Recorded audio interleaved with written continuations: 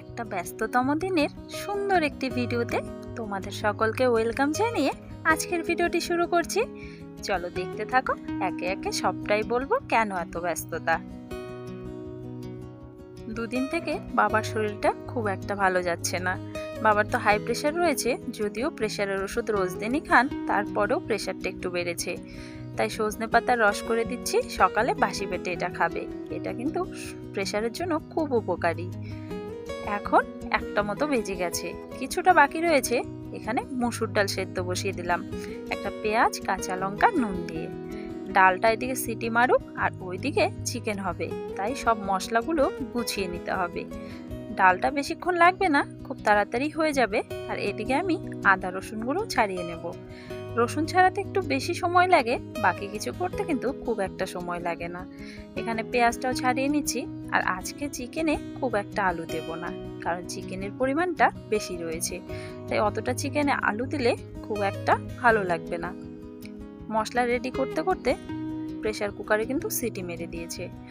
এখন ডালটা ফোড়ন দিয়ে দেব, আর তার আগে কিছুটা পাঁপড় ভেজে নিচ্ছি, কারণ আজকের মেনুতে পাঁপড় ভাজা, ডাল আর চিকেন করছি আমি। আর মা সকালে নিরামিষ বাঁধাকপির ঘন্ট করেছে, নিরামিষ একটা তরকারি করেছে, ওগুলো তো থাকবেই। কাদের জন্য আয়োজন করছি সেটা চলো এবার তোমাদের বলি। আমাদের বাড়িতে আজকে ধান আনা হবে। ধানগুলো তো কাটা হয়েছিল বেশ কয়েকদিন হলো, শুকিয়েও গেছে। আজকে ধানগুলো বাড়িতে আনতে হবে, তাই কয়েকজনকে বলা হয়েছে, তারা ধানগুলো এনে দেবে। তাদের জন্য দুপুরের খাবারের আয়োজন করছি। যদিও একটু দেরি হয়ে গেছে, কাল রাতে হসপিটাল থেকে এসে জামা কাপড়গুলো তো আর কাচা হয়নি। সকালে উঠে বাবাকে সজনে পাতা রস করে দিলাম, তারপর আমি আর ভাত খাইনি, চা খেয়ে নিয়েছি। চা খাওয়ার পরে জামা কাপড়গুলো কেচে ভাবলাম একবারে স্নান করে নিই, কারণ বিকেলের দিকে যদি জামা কাপড়গুলো কাচতে যাই, জামা কাপড়গুলো আর শুকোতে চাইবে না।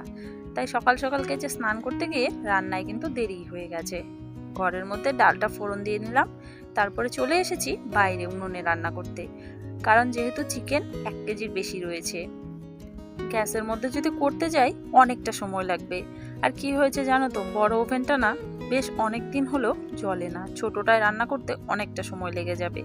আর কাউকে যদি খাওয়াই, সময় মতো না খাওয়ালে ভালো লাগে বলো তো। তাই বাবা এদিকে আমাকে উনুনটা বের করে দিল, ভরিয়ে এনে দিল, আর আমি এদিকে ঝটপট করে রান্নাটাও চাপিয়ে দিলাম। চিকেনটা এখানে কিন্তু অনেকটা তাড়াতাড়ি হয়ে যাবে গ্যাসের থেকে, আর উনুনে রান্না ভালোও হয় খেতে। চিকেনটাও কষে নিয়েছি, এদিকে ঝোলটাও দিয়ে দিলাম। এবার কিছুক্ষণ ফুটিয়ে নামিয়ে নেব, কারণ বেশ অনেকটা সময় ধরে কষিয়ে নিয়েছি, তাই ঝোল দিয়ে খুব একটা জাল করতে হবে না। আর এদিকে চিকেনে ঝোল দিয়ে মশলাটা বেটে নেব।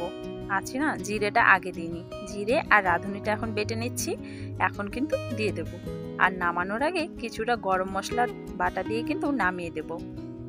এইভাবে সেদিন দিদাকে রান্না করতে দেখেছি, যে জিরে আর রাঁধুনিটা পরে দিচ্ছে, তাই আমিও আজকে ট্রাই করলাম, দেখা যাক দিদার মতো হয় কিনা। সেদিন কিন্তু দিদার রান্নাটা বেশ ভালো হয়েছিল। দেখো চিকেনটা হয়েও গেছে, গরম মশলা বাটা দিয়ে এবারেই কিন্তু চিকেনটা আমি ঢেলে দেব। আর এখন বেলা 2:30টা বেজে গেছে, খুব ঝটপট করে খাবার রেডি করতে হবে। এই হচ্ছে চিকেনের ফাইনাল লুক। মাকে বললাম ওইদিকে তুমি টেবিলটা বের করে দাও, সমস্তটা রেডি করে দাও। মা আর বাবা মিলে সমস্তটা রেডি করে দিল, আর আমি এদিকে খেতে দিয়ে দিচ্ছি। নিরামিষ তরকারি দেওয়া হয়ে গেছে, ডালটাও দিয়ে দিলাম। ঝটপট করে খেতে দিয়ে আমিও খেতে বসবো, কারণ সকাল থেকে এখনো ভাত খাওয়া হয়নি। বাবা মা ওরা খেয়েছে, আমি আর খাইনি। ভাত খাওয়া দাওয়ার পরে লেগে পড়লাম একটু কাজে, কারণ মা আর বাবা একা একা করছিল, আমিও একটু সাথে সাথে করে দিচ্ছিলাম, কারণ মায়ের শরীরটা তো খুব একটা ভালো নয়, আর বাবারও শরীরটা খুব একটা ভালো নয়। তাড়াতাড়ি করে 3 জনে মিলে করি, তাহলে তাড়াতাড়ি হয়ে যাবে। আর দাদা তো রয়েছে মাঠে ওনাদের সাথে, কারণ ওনারা একা একা যদি করতে যায় আর একটু সময়ের দরকার, কারণ মাথায় করে তো আনছে, মাথায় তুলে দিতে হয়, সেজন্য দাদা রয়েছে ওদের সাথে। সন্ধে নাগাদ চলে এসেছি একটু বাজারে, কিছু মাছ আর কিছু মিষ্টি নেবার ছিল। কেন মাছ আর মিষ্টি নেব এত রাত করে, সেটা তোমাদের পরের ব্লগে বলবো। এখানে মাছ মাপা হচ্ছে, নিতে এসেছি খোকা ইলিশ। এখানে মিষ্টিগুলো খুলে রাখলাম, দোকান থেকে বললো মিষ্টিগুলো গরম রয়েছে, তোমরা একটু খুলে রেখো, তাহলে বেশ ভালো থাকবে, কারণ এগুলো তো আজকে কাজে লাগবে না, কালকের জন্য নিয়ে এসেছি। আর কেন, সেটা অবশ্যই কালকের ভিডিওতে তোমরা দেখতে পাবে।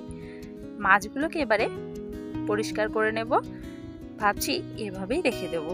কারণ ফ্রিজে রাখবো তো কোনটা ভালো হবে ঠিক বুঝতে পারছি না। আমি ভাবলাম এভাবেই রেখে দিই। বাবা বলছিল এভাবে না, আমি বলছিলাম যে কেটে ধুয়ে রাখি। বাবা বলছে এত রাত করে তোকে আর কাটতে হবে না, এভাবেই রেখে দে, কালকে যা হবে দেখা যাবে।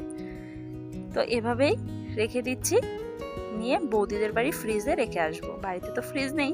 বৌদিকে ফোন করলাম, বৌদি বললো ঠিক আছে, কোনো ব্যাপার নয়। তাই এখানে মাছগুলো আমি এবারে বৌদিদের বাড়ি দিতে যাব। চলো আজকের ভিডিওটা এখানেই শেষ করছি। দেখা হবে আবারও কোনো নতুন ভিডিওর সঙ্গে। আজকের ভিডিওটা যদি ভালো লেগে থাকে লাইক শেয়ার কমেন্ট করে দিও আর চ্যানেলটি সাবস্ক্রাইব করে রেখো।